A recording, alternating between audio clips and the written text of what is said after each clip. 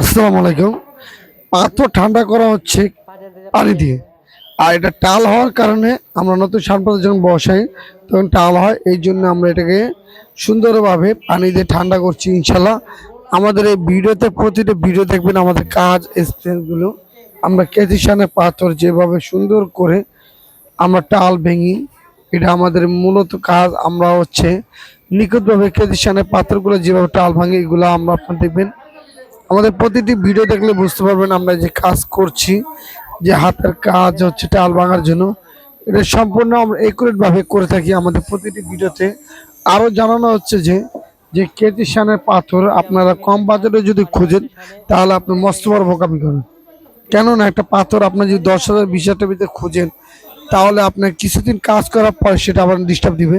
তখন একটা কেচি যদি দাঁত ডিস্টার্ব দেয় তাহলে ওই কাজ করে কোনো লাভ নেই। এই জন্য